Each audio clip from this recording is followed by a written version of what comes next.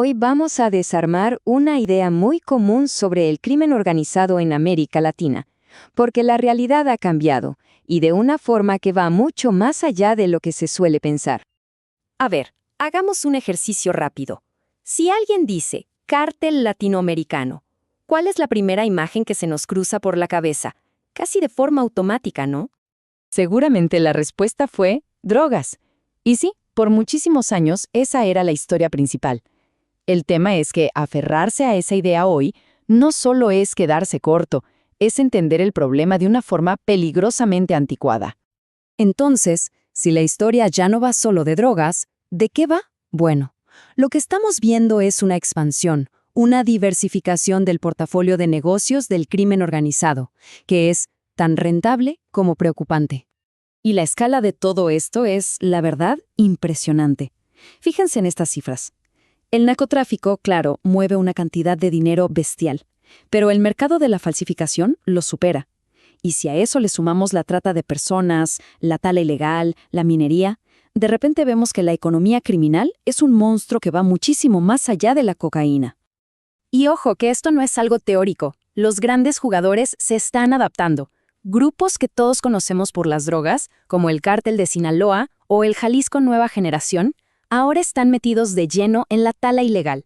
Y mientras tanto, otros como el Tren de Aragua se han vuelto especialistas en el tráfico de migrantes y la trata, explotando la desesperación de la gente. Esta diversificación, claro, tiene consecuencias terribles. Y uno de sus frentes más destructivos es justamente la explotación de los recursos naturales. El oro y los bosques de la región están en la mira. Para sacar oro en lugares como el Amazonas, el método es tan simple como devastador. Usan mercurio. Y lo usan sin ningún control. Es un veneno que se mete en todo, que contamina todo lo que toca, y que además no desaparece. Y las consecuencias son una catástrofe. El mercurio envenena el agua, la tierra, y causa problemas de salud gravísimos en la gente. Esto obliga a comunidades enteras, a menudo indígenas y afrodescendientes, a huir de sus tierras. Y por si fuera poco, pone en jaque la seguridad alimentaria de regiones completas. Pero no es solo el oro. Los bosques también están siendo arrasados. El negocio de la madera ilegal genera ganancias de este calibre. $152,000 millones al año. Un negocio multimillonario a costa, literalmente, de los pulmones del planeta. Y aquí está el punto clave.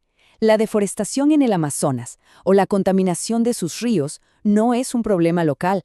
Acelera el cambio climático y la pérdida de biodiversidad a escala global. Lo que pasa allá, al final, nos afecta a todos. Ahora, si la explotación de la naturaleza es terrible, quizás la cara más cruel de esta diversificación es cuando la mercancía deja de ser un recurso y pasa a ser una persona. Hablemos del tráfico ilícito y la trata de personas. Y aquí es súper importante entender la diferencia. Una cosa es el tráfico de migrantes, un delito contra un Estado, un servicio que termina cuando la persona cruza la frontera. Pero la trata de personas es otra cosa.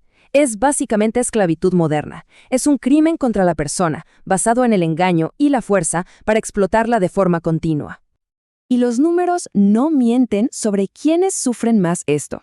En Centroamérica y el Caribe, un abrumador 79% de las víctimas son mujeres y niñas. Es un crimen que, sin duda, se ensaña con los más vulnerables. ¿Y por qué pasa esto? Bueno, esta cita lo dice todo. No es casualidad. La pobreza, la falta de oportunidades, todo eso crea el caldo de cultivo perfecto para que estos grupos se aprovechen de la desesperación de la gente. Bueno, frente a toda esta realidad tan compleja, la gran pregunta es, ¿y qué se ha hecho al respecto? Durante décadas la respuesta fue la guerra frontal, pero vamos a ver por qué esa estrategia muchas veces terminó siendo un tiro por la culata. A partir del año 2000, vimos planes enormes como el Plan Colombia o la Iniciativa Mérida en México. La idea central era siempre la misma: militarizar la lucha contra las drogas. Mucho equipo, mucho entrenamiento, mucha fuerza. Pero ¿qué pasó en la práctica? Miren este dato de México. Tras el inicio de la Iniciativa Mérida, los homicidios se dispararon un 250% en solo 10 años. La violencia, en lugar de bajar, se descontroló. Es que aquí está la clave de por qué falló. La estrategia de cortar la cabeza de los grandes cárteles no los eliminó, los rompió en pedazos. Y el resultado fue un montón de grupos más chicos, pero mucho más violentos e impredecibles, peleando entre ellos por todos estos nuevos negocios que vimos. Entonces, si la mano dura y la militarización no solo fallaron, sino que empeoraron la violencia, ¿cuál es la alternativa? Lo que se propone es un camino totalmente distinto, un enfoque mucho más integral e inteligente. La solución tiene que ir por partes. En lo inmediato, hay que priorizar los crímenes que tienen víctimas humanas. A mediano plazo, se necesita crear conciencia y fortalecer al Estado. Y a largo plazo, que es el gran reto, hay que atacar las causas de fondo: la pobreza, la desigualdad, la corrupción. Pero este punto es fundamental. El problema no empieza ni termina en América Latina.